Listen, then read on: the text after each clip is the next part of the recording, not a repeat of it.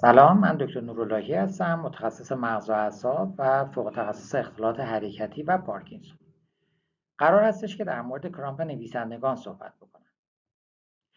اگر موقع نوشتن، موقع تایپ کردن، موقع نواختن وسایل موسیقی احساس میکنی که دستت قفل میکنه یا قلم از کنترلت خارج میشه، این خستگی نیست، این بیماری هست. این ممکنه کرامپ نویسندگان باشه.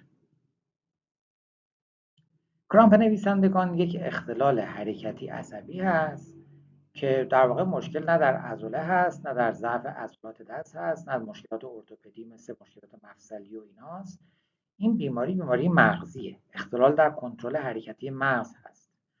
جزء دیستونیای شغلی تقسیم بندی میشه. دیستونی شغلی یعنی که توی کار خاصی، توی حرکت ویژه‌ای شما دچار در واقع اسپاسم عضلات اضافی میشید.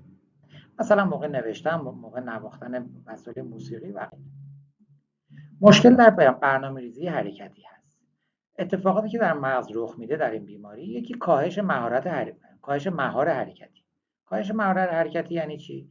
یعنی اینکه ما انتظار داریم در یک عملکرد ویژه بعضی از عضلات مهار بشن، منقبض نشن که عضلات در واقع مقابل بتونن کارشون رو به درستی انجام بدن. این کاهش مهار حرکتی در واقع مسئولش مدارهای حسای قاعده مغز هست و در واقع اون مدارهای حسای قاعده مغز پردازش نادرست در حرکت‌های ظریف انجام میدن و نهایتاً باعث میشه که حرکات بیمار در واقع از اون حالت روان خارج بشه و باعث سفتی در حرکات بیمار بشه. هنگام فعالیت‌های ظریف ممکنه که گرفتگی انگشت‌ها هنگام نوشتن، تغییر غیر طبیعی در مورد حالت دست روی قلم، فشار بیش از حد روی قلم، خستگی سریع دست، کند شدن یا توقف ناگهانی در نوشتن یا لرزش یا انحراف در انگشت‌ها رخ بده یا حتی انحراف در مچ دست یا حتی ساعد، حتی گاهی در شانه و بازو. معمولا در حالت استراحت هیچ علامتی وجود نداره مگر اینکه دیگه انقدر بیماری پیشرفت کرده باشه، سالها ازش گذشته باشه. در موارد استثنایی ممکنه در حالت استراحت هم انقباضات اضافی و تغییر شکل در اندام مربوطه دیده بشه. این اختلال بیشتر در افرادی دیده میشه که یک مهارت تکراری رو سالها انجام میدن. در نویسندگان، در معلمان، دانشجویان، حسابدارها، خطاطها، در کارمندای بانک، در کارمندای دفاتر اسناد رسمی، نوازندگان وسایل موسیقی خاصی یا حتی در تایپیستان. کلاً هر زمانی که یک فعالیتی زیاد تکرار بشه و به خصوص اون فعالیت اگر جزء حرکات تکراری ظریف و دقیق باشه، ریسک بروز این بیماری وجود داره. از نظر عصبی خطرناک نیست، یعنی اینکه خطر جانی نداره، خطر اینکه زمینگیر بشه نداره، فقط تو اون عملکرد خاص مریض دچار اختلال میشه که ممکنه که بسته به نوع در واقع این اختلال میتونه که شغل بیمار رو تحت تاثیر قرار بده، باعث اضطراب و اجتناب از نوشتن بشه، باعث خجالت و شرمندگی بیمار بشه. در کل کیفیت زندگی بیمار رو کاهش میده دیگه و بیشتر اختلال عملکرد هستش که برای مریض مسئله است، نه درد. البته که خب درد هم ممکنه که جزء تابالینی این بیماری باشه.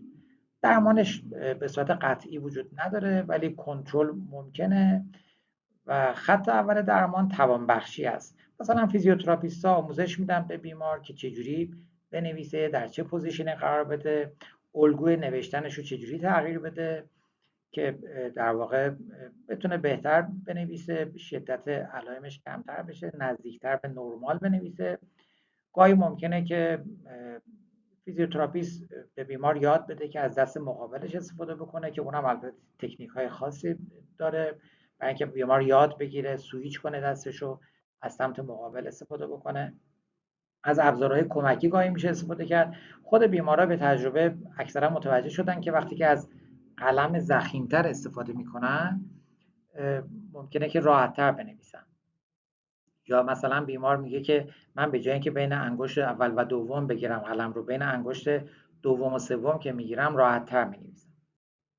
خط دوم درمان وقتی که در واقع توانبخشی کمک کننده نباشه، میشه از توکسین بوتولینوم استفاده کرد یا همون چیزی که به اصطلاح به بوتاکس معروف هست که فرمای مختلفی در ایران داره: مسپورت، دیستون، دیسپورت، زئومین، زیبونتا. انواع خاصی رو ما در ایران داریم حالا که شرکت‌های مختلف ایرانی یا خارجی اینا رو تولید میکنن و این تزریق باعث میشه که عضلاتی که زیادی کار میکنن، زیادی فعال هستن، ضعیفتر بشن که مریض اون اسپاسمای مزاحمش از بین بره، راحتتر بتونه بنویسه.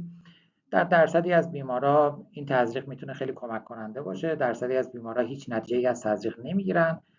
حدود 3 تا 7 روز طول میکشه که این تزریقا در واقع اثرشون شروع بشه. اثر کاملشون هم حدود 1 ماه حد اکثر طول میکشه به اوج اثر برسه و بین 3 تا 4 ماه به طور متوسط اثر این تزریقات باقی میمونه و خب با توجه که این اثر موقتی هست، اگر تزریق بار اول رضایت بخش باشه، چند ماه بعد 3-4 ماه بعد تزریق تکرار میشه.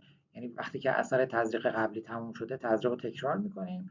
کلا این تزریق باید توسط کسی انجام بشه که مهارت زیادی در این زمینه داشته باشه و عضلات رو خوب بشناسه، انواع کرامپ نویسندگان رو بشناسه، چون کرامپ نویسندگان هم یک نوع نیست. مثلا ممکنه یک نفر بگه موقع نوشتن فقط انگشت دومم بالا میره و از روی قلم جدا میشه، یکی ممکنه بگه مچم میچرخه به سمت داخل، یکی ممکنه بگه که انگشتام از هم باز میشه، مثل اصطلاحاً فن میشه، مثل باد بزن میشه. و حالا انواع زیادی وجود داره، بسته به نوعش عضله که تزریق میشه و دوزی که تزریق میشه متفاوت هست. و در کل اگه بخوایم جمع‌بندی بکنیم، این بیماری هستش که وابسته به فعالیت زیادی یک گروه عضلانی خاص هست. مشکل در مغز هست، معمولا پیشرفته ولی قابل مدیریت هست. خط اول درمانش توانبخشیه و در موارد مقاوم از تزریق استفاده میشه، تزریق بوتاکس، ولی درمانش قطعی نیست. درمانها فقط میتونن کیفیت زندگی بیمار رو بهتر بکنن.